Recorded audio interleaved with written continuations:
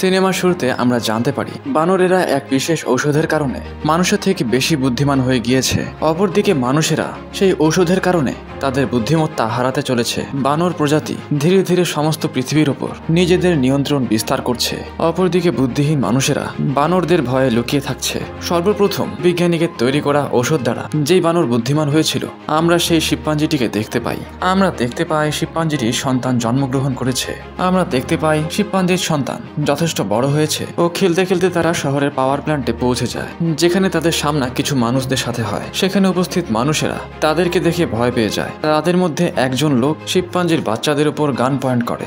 ভুলবশত সেই লোক সেখানে উপস্থিত এক শিম্পাঞ্জির উপর গুলি চালিয়ে দেয়। গুলির আঘাতে শিম্পাঞ্জিটি ঘায়েল হয়ে পড়ে। গুলি চালানোর আওয়াজে বাকি শিম্পাঞ্জিরাও সেখানে চলে আসে। সেখানে উপস্থিত ম্যালকন নামক একজন লোক শিম্পাঞ্জিদের উদ্দেশ্যে বলে তারা তাদের কোনো ক্ষতি করার জন্য সেখানে আসেনি। ঠিক তখনই সেখানে সর্বপ্রথম বুদ্ধিমান হওয়া শিম্পাঞ্জিটি চলে আসে। ম্যালকন নামক সেই ব্যক্তি তাদের কাছে ক্ষমা চায়। তারা এখানে ক্ষতি করার উদ্দেশ্যে আসেনি। প্রধান শিম্পাঞ্জিটি তাদেরকে সেখান থেকে চলে যেতে বলে। আমরা দেখতে পাই তারা সেখান থেকে পালিয়ে যায় ও তাদের আস্থানায় চলে আসে, যেখানে তাদের ন্যায় আরো মানুষেরা বসবাস করছে। এইদিকে এক গরিলা সকল বানরদের একত্রিত করে। সে বলে মানুষেরা আবার ফিরে আসতে শুরু করেছে।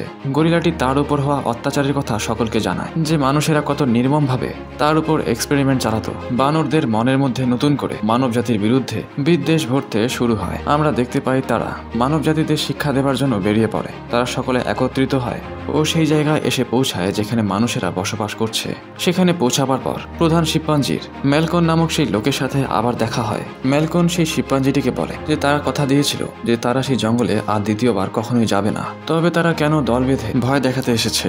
শিম্পাঞ্জি প্রধান হুঁশিয়ারি দেয়, যদি দ্বিতীয়বার কেউ জঙ্গলে প্রবেশ করে তবে তাদের মধ্যে যুদ্ধ শুরু হয়ে যাবে, কারণ তাদের মনের মধ্যে মানব জাতির জন্য শুধুমাত্র ঘৃণা রয়েছে। এই কথা বলার পর শিম্পাঞ্জিগুলো সেখান থেকে চলে যায়। আমরা দেখতে পাই যেখানে মানুষেরা বসবাস করছে সেখানে বিদ্যুৎ চলে গিয়েছে। বিদ্যুৎ পুনরায় সচল করার জন্য তাদেরকে পাওয়ার প্ল্যান্টে যেতে হবে। পাওয়ার প্ল্যান্টটি জঙ্গলের মধ্যে অবস্থান করছে, আর তারা যদি জঙ্গলে প্রবেশ করে তবে বানরদের সাথে তাদের যুদ্ধ শুরু হয়ে যাবে। এই বিষয় নিয়ে ম্যালকন চিন্তিত হয়ে পড়ে। ম্যালকন সেখানে উপস্থিত লোকেদের সাথে সিদ্ধান্ত নেয় তারা বানরদেরকে বোঝাবার চেষ্টা করবে। তারা পুনরায় সেই শিম্পাঞ্জির সাথে কথা বলবে যে তারা তাদের কোনো প্রকার ক্ষতি করতে চায় না। ম্যালকন তার পরিবারের সাথে শিম্পাঞ্জিদের আস্থানায় পৌঁছায় ও তাদেরকে পুনরায় এই বিষয়ে বোঝাবার চেষ্টা করে। বানরেরা তাদের কথায় রাজি হয়, তবে শিম্পাঞ্জি তাদের সামনে একটি শর্ত রাখে। তারা তাদেরকে জঙ্গলের মধ্যে প্রবেশ করার অনুমতি দেয়, তবে তাদেরকে তাদের সমস্ত অস্ত্রশস্ত্র শিম্পাঞ্জির নিকট জমা রাখতে হবে।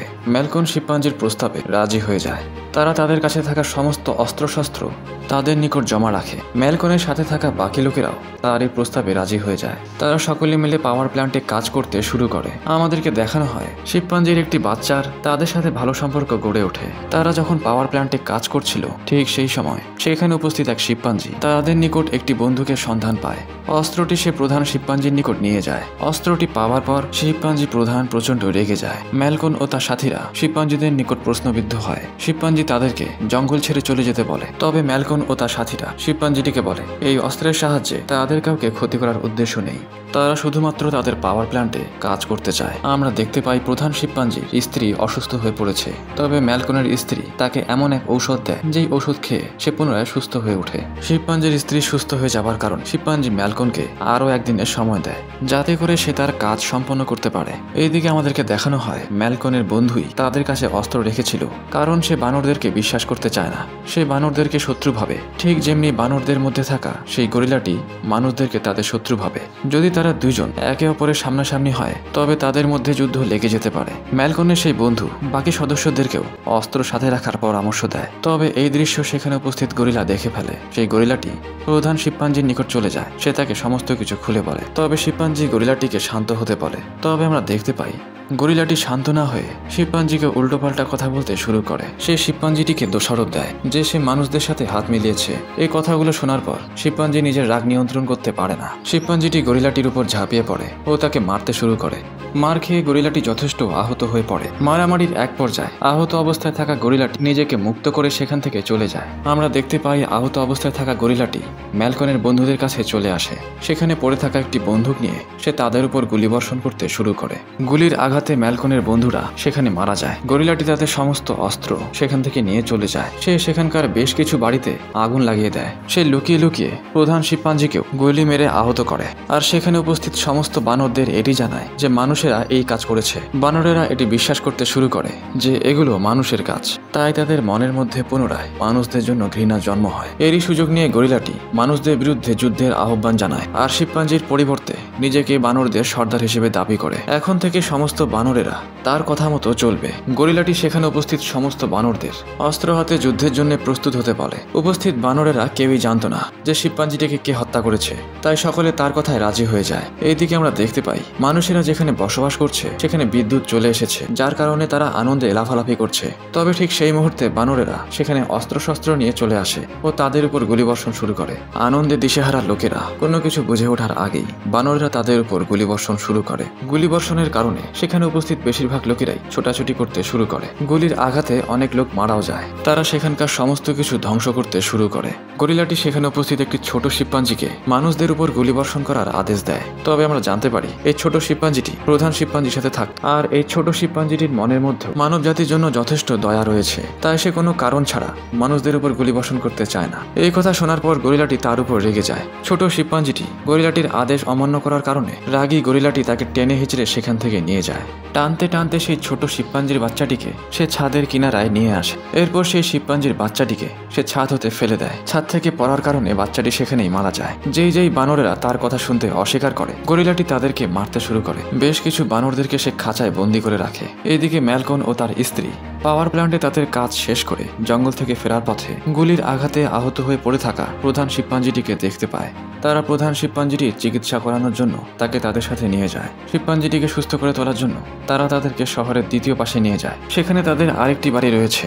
শিম্পাঞ্জি তার জ্ঞান ফিরে পাওয়ার পর সে তাদেরকে জানায় যে তার উপর গুলি বর্ষণ করেছে সেই গরিলাটি। শিম্পাঞ্জিটির মুখে একথা শোনার পর ম্যালকন সমস্ত ঘটনা বুঝতে পারে যে তাদের সাথে বানরদের কেন যুদ্ধ শুরু হয়েছে। শিম্পাঞ্জিটিকে সুস্থ করার জন্য সে স্টোর রুমে একটি ঔষধ নিতে যায়। তবে সেখানে শিম্পাঞ্জির ছোট ছেলেটি চলে আসে, যে বন্দুক হাতে ম্যালকনের দিকে হেঁটে আসছে। ম্যালকন তাকে বলে যে তার বাবা বেঁচে আছে, তবে তাকে কোনো মানুষ গুলি মারেনি, বরং তাদেরকে নেতৃত্ব দানকারী সেই গরিলাই তাকে গুলি মেরেছে।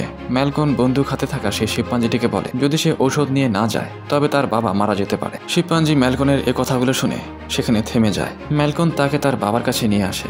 আহত শিম্পাঞ্জিটিকে দেখে তার ছেলে তাকে গরিলা সম্পর্কে সমস্ত ঘটনা খুলে বলে যে কিভাবে সে তাদেরকে বোকা বানিয়ে মানুষদের বিরুদ্ধে যুদ্ধ করাচ্ছে। আহত অবস্থায় থাকা সেই শিম্পাঞ্জিটি সমস্ত ঘটনা বুঝে যায় যে আসলে তাদের সাথে কি ঘটেছে। প্রধান শিম্পাঞ্জিটি সেখানে যায় যেখানে সমস্ত বানরেরা উপস্থিত রয়েছে। শিম্পাঞ্জিটি সে জায়গাতে যায় যেখানে গরিলাটি অনেক বানরদেরকে বন্দী করে রেখেছিল।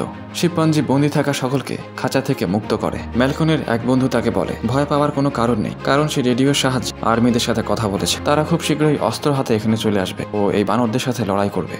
তাছাড়া এখানে যথেষ্ট বিদ্যুৎ রয়েছে, আর এখানে আক্রমণকারী বানরেরা টাওয়ারের মধ্যে প্রবেশ করতে পারবে না, কারণ সে সম্পূর্ণ টাওয়ারের মধ্যে বোমা সেট করে রেখেছে। তারা টাওয়ারে প্রবেশ করার চেষ্টা করলে বোমা বিস্ফোরিত হয়ে সেখানেই মারা যাবে। আর এদিকে আমরা দেখতে পাই সমস্ত বানরেরা টাওয়ারে ওঠার চেষ্টা চালাচ্ছে। বানরগুলো টাওয়ারের শীর্ষে পৌঁছে যায় ও টাওয়ারটি ভাঙতে শুরু করে। তবে ম্যালকনের বন্ধু ঠিক সেই মুহূর্তে বোমাগুলো অ্যাক্টিভেট করে দেয়। বোমাগুলো অ্যাক্টিভেট হওয়ার পর সেখানে অনেক বড় বিস্ফোরণ ঘটে। বিস্ফোরণে টাওয়ারের শীর্ষে থাকা সমস্ত বানরেরা মারা যায়। এরপরে আমরা দেখতে পাই শিম্পাঞ্জি ও গরিলা একে অপরের মুখোমুখি হয়েছে। তাদের মধ্যে ভয়ানক লড়াই শুরু হয়ে যায়। শিম্পাঞ্জিটি প্রচন্ড রেগে যেতে শুরু করে, কারণ শয়তান গরিলাটি তার অবর্তমানে তার ব্যাপারে মিথ্যা বলে ষড়যন্ত্র করেছে। গরিলাটি শিম্পাঞ্জিটিকে বলে সে মানুষদের সাথে মিলেমিশে থাকতে চায়, তবে সে এটি হতে দেবে না। তাই সে সেখানে উপস্থিত একটি বন্দুক নিয়ে সকল শিম্পাঞ্জিগুলোকে গুলি মারতে শুরু করে। গুলির আঘাতে সেখানে অনেক শিম্পাঞ্জি মারা যায়। বেঁচে যাওয়া শিম্পাঞ্জিগুলো শয়তান গরিলাটিকে মারতে চায়, তবে তার কাছে বন্দুক থাকায় তারা তার তেমন কোনো ক্ষতি করতে পারে না। আমরা প্রধান শিম্পাঞ্জিটিকে দেখতে পাই যে ওপর থেকে লাফ দিয়ে গরিলাটিকে ধাক্কা মেরে ফেলে দেয়। শয়তান গরিলাটি শেষ পর্যন্ত ওপর থেকে পড়ে গিয়ে মারা যায়। এরপরের দৃশ্যে আমরা দেখতে পাই প্রধান শিম্পাঞ্জিটির ম্যালকনের সাথে পুনরায় সাক্ষাৎ হয়। শিম্পাঞ্জিটি ম্যালকনের কাছে ক্ষমা চায়। সে ম্যালকনকে বলে তারা এতদিন ভেবে এসেছে যে শুধুমাত্র মানুষেরাই বানরদের উপর অত্যাচার করেছে, তবে আজ প্রমাণিত হলো বানরেরাও মানুষের জন্য সমান ক্ষতিকর। শিম্পাঞ্জিটি ম্যালকনকে তাদের সমস্ত খারাপ সম্পর্ক ভুলে যেতে বলে ও পুনরায় বন্ধুত্বের হাত বাড়িয়ে দেয়। ম্যালকনও শিম্পাঞ্জিটিকে বলে তাদের খুব শীঘ্রই এখান থেকে চলে যাওয়া উচিত, কারণ কিছুক্ষণের মধ্যেই আর্মি সেনারা তাদেরকে মারার জন্য এখানে চলে আসবে। তবে শিম্পাঞ্জিটি সেখান থেকে চলে যেতে চায় না। শিম্পাঞ্জিটি ম্যালকনকে বলে তারা আর কতদিন এভাবে পালিয়ে বেড়াবে, তাই সে সিদ্ধান্ত নিয়ে নিয়েছে সে এখানে থেকেই আর্মি সেনাদের প্রতিহত করবে। প্রধান শিম্পাঞ্জি ম্যালকনকে তার পরিবারকে সঙ্গে করে নিয়ে চলে যেতে বলে ও শিম্পাঞ্জি নিজে আর্মিদের জন্য প্রস্তুত হয়। সে সমস্ত সেনাদের একত্রিত করে। বানর সেনারা শিম্পাঞ্জিটিকেই তাদের সর্দার হিসেবে চিহ্নিত করে। আর এই দৃশ্য দেখানোর মধ্য দিয়ে এই সিনেমাটি এখানেই শেষ হয়ে যায়। ভিডিওটি সম্পূর্ণ দেখার জন্য সকলকে অসংখ্য ধন্যবাদ।